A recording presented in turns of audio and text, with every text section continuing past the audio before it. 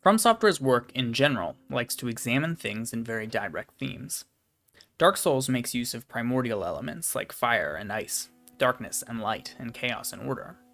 Many of these things are also present in Elden Ring, where the duality and opposition of them is strongly explored. Elden Ring is practically obsessed with things in twos. Every element is a coin, having two sides. You can see this in the frequency of the twins, of the two fingers, in overworlds and underworlds, and in the Erdtree and its shadow. No thing exists that does not have either a counterpart or an opposite. In my opinion, this narrative choice is an expression of the necessity of duality. Light cannot exist without darkness, nor order without chaos, nor pleasure without pain, nor good without evil. Let us examine how these themes present themselves in Elden Ring and its DLC, and how they tie into ancient narrative themes as presented in literature, religion, and mythology. Perhaps the most fundamental expression of duality is in darkness and light. The expressions of the visual aspects of light and darkness are often used as wholly representative of other oppositional concepts, like good and evil. We can say light and darkness while meaning good and evil. That doesn't always mean they are conflated that way, but traditionally they are. Light is bright and pure, sometimes conflated with the purity of the color white, but in Elden Ring, the pure light is conflated with the color gold. This is also not uncommon. Here on Earth, gold is viewed as the most valuable of metals because of its rarity. When referring to things categorically, gold is most often used of the highest achievable thing. Think of gold, silver, and bronze metals, for example. The Golden Order of Elden Ring is using it in this sense then, considering themselves of the highest achievement. The light of the game then is used in the Lane Dell area, the home bathed in rays of gold, the city of heaven. It is symbolic of the golden Elden Ring, and of the golden incantations used by the faithful, and the golden hair of the Queen Marika.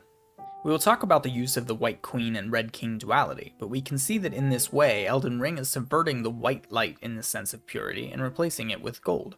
The Gold Queen rather than the White Queen, then. The opposite of this gold is actually not present in the main game, really.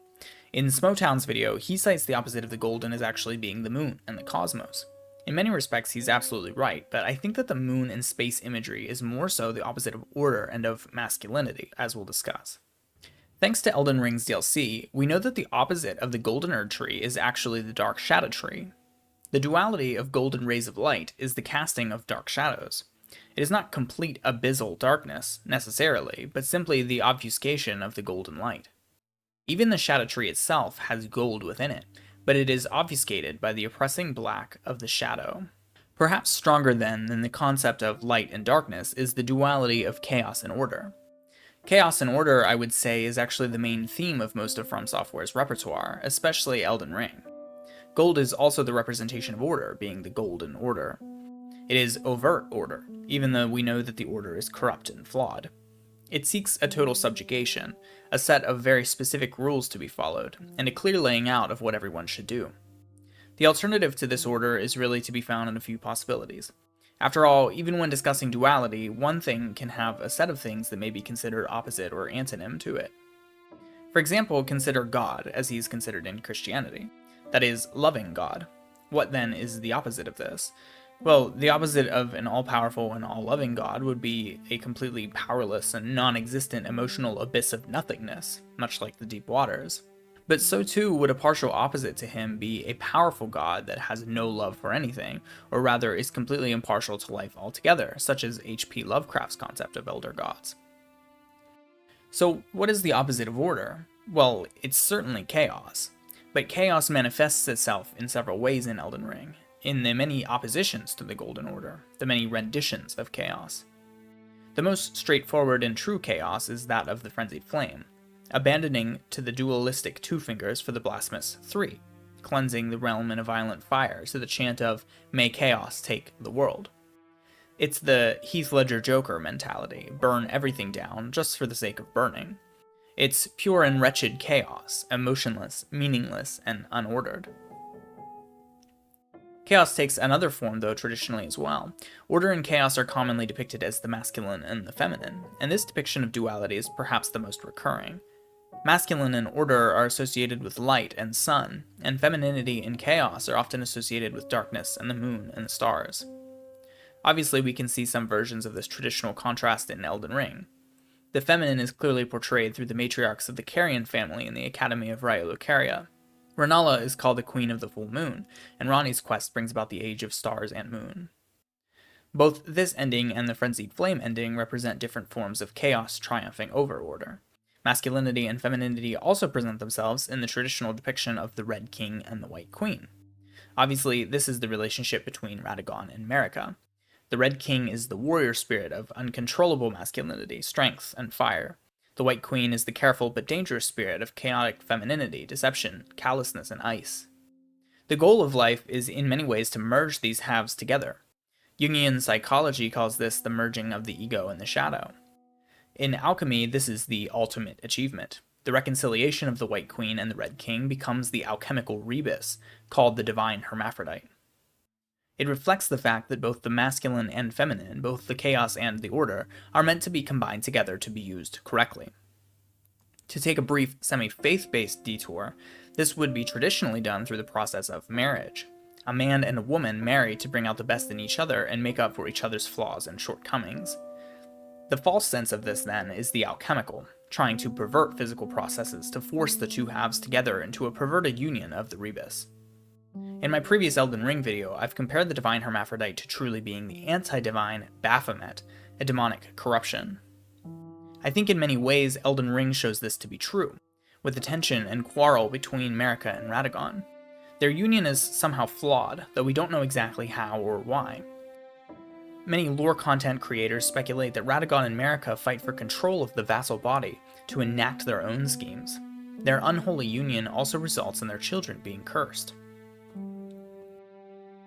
There's no better time than now then to segue into the duality of the children and family members, which also reflect the dual themes of chaos and order.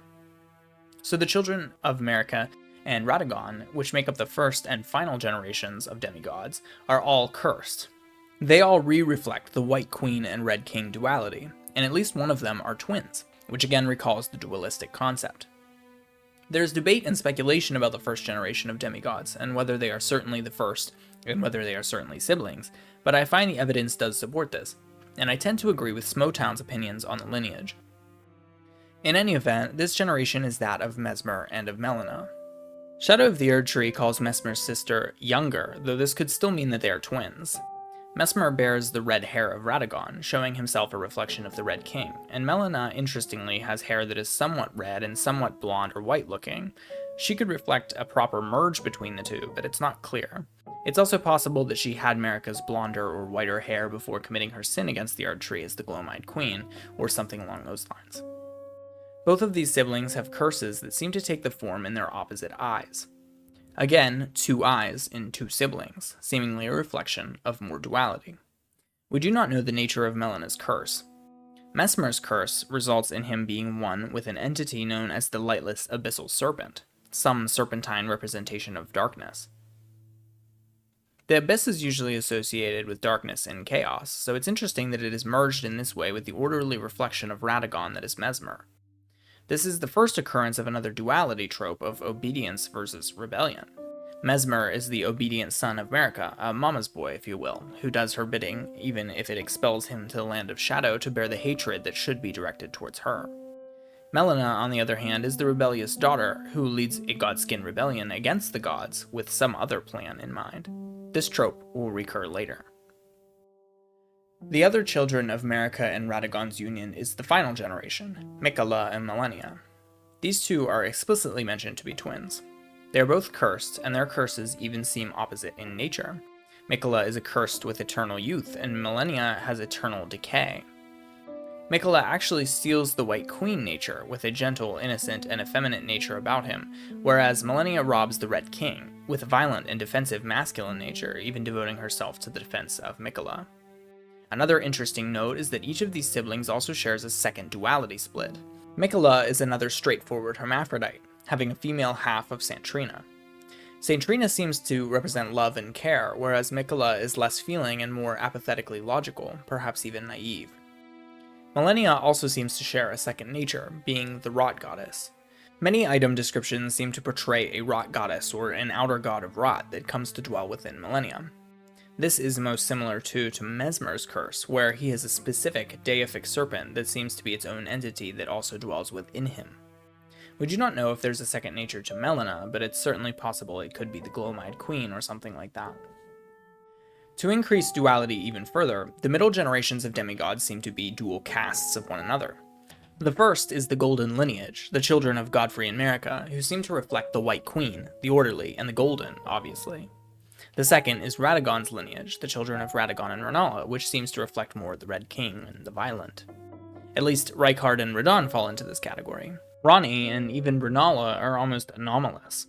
As Ranni appears to be the wisest and most conniving of the demigod children, aside from maybe Miquella, it is reasonable to say that she's one of the most important children. Elden Ring almost seems to be saying that the Red King desires more so to be with the Blue Queen, the Chaos Queen of Night and Moon. I can't quite put my finger on the implications of this, but it's interesting that the middle lineages seem better and more stable in many ways than the cursed children of Maragon. Think of Godwyn the Golden, well-beloved, and Radahn the noble lion hero.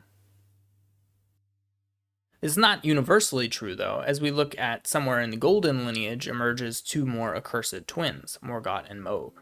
They are the stereotypical dual reflection of the idea I mentioned earlier, obedience and rebellion. This is fundamentally the story of Michael and Satan, and the traditional brotherly feud archetype in general, such as in The Prodigal Son. One child chooses to stay loyal to the family, to the parents, to the order, no matter what. The other child rebels, leaves, and does not accept his place in the world. Regardless of whether the cause is right in this case, the archetype is still fundamental. In some ways, this sets up another form of opposition to order, which is blasphemy. In many ways, this is the opposite of extreme order, the opposites of the extremes. Goldmask's quest reflects the ideal of striving for perfect order, a refinement of the orderly concepts into complete perfection. The recusants of Rykard, then, are kind of the opposite of this. Rykard, in choosing to literally forsake himself for the power of the rival force of the ancient serpent, commits blasphemy against the order. It is perfect rivaling of the order, seeking to completely forsake it. The recusants hunt the tarnished to simply and deliberately stop the plans of the Golden Order from going forward. Another element of duality that is present is the concept of a copy of oneself. You can see this in the presence of twins, but more primarily in the presence of shades. Morgott takes on the form of Margit, a shade of him which is an Omen warrior. A shade of Godfrey guards the capital. A shade of Mohg guards the frenzied flame. A shade of ourselves can be found in the Mimic tier, where we make a copy of ourselves that helps us. This theme is something like reflection. Everything occurs in two parts, the plane and the reflection. Aside from just shades, characters also tend to have dual or hidden identities. Godfrey takes on the name Horlu. Malekith parades as Gronk the Beast Clergyman. Ranni appears as Renna. Radagon is Marika and Elden Beast. Saint Trina is Miquella. It just seems like everyone is hiding part of their identity, and it is very obfuscated. Again reminds me of the Jungian psychology concept, the idea of two identities, one which presents itself and one which is secretive. In addition to this, Empyreans and important figures in the game also get a shadow companion in the form of a beast, sort of like their animal half. This is not far from the idea of a familiar. Marika has the beast Malekith, Ranni has Blythe, Godfrey has Siraj. We can see a couple more innate forms of duality along the way as well. We have intelligence and faith, which, as I said in my last video, almost seems to reflect the masculine and the feminine, the day and the night, the fire and ice. It's also similar to that fire and water duality which we see with the contrast between Liurnia and Gelmir. We have the overworld and the underworld, being able to ascend to the highest of mountaintops and also descend to the lowest lake of rot in the underworld. We have life and death, and the concept of death within life shown in the Godwinian result of those who live in death, being the undead. Elden Ring is obsessed with the nature between these extremes. As I finalized in my first analysis, I think that's why it takes place in the Lands Between. It deals with extremes and the in-between. The question it seems to pose is whether extremes can be reconciled. Marika and Radagon seem to be a failed or corrupted union. Miquella seems to forsake the unity with his sister for his obsession with his half-brother Radahn, who he takes as consort instead. But the better things of Elden Ring are the proper reconciliations. Radagon and others study the combinations of both faith and intelligence to combine and improve their power. The Sword of Night and Flame is a great showcase of this, as is Renala's sister Rellana, who uses the twin swords of Night and Flame magics. The Duskborn ending succeeds only when it combines life and death. not choosing one over the other. It seems that if any of the most powerful demigods could simply combine their natures with one another, they would succeed. If they could only combine with another partner. The best results occur from these partnerships, such as Miquella and Melania, who combine their natures the best, until Miquella's plan seems to bring them apart from one another. Elden Ring ponders the alchemical objective of the unification of chaos and order in a mythological format. It illustrates the ways in which this methodology ultimately fails. At the core of the story is a family that has fallen apart. Nearly no brothers and sisters remain together, just fighting one another for power. Each of the sets of parents have fought and abandoned one another. They're all pawns of a greater will, some unseen force that they can only hope to serve. I can't say what, specifically, Elden Ring is trying to say with that symbology of twos and pairs and duality, but I can't help but think that things would be much better if they were unified, and Elden Ring seems to think that as well. Here's your happy ending. Perhaps a ceasing of the endless striving for power, and instead a desire for wholeness as a family. But then again, we wouldn't have our story. If you have been, thank you for watching. If you enjoy content like this and are interested in more of it, please like, comment, and subscribe. Feel free to tune in for more of this, and I'd love to hear your thoughts on this type of video, anything else that you may have noticed that fits this theme, and anything you might be interested in content-wise in the future. So once again, thank you for watching, and have a good one.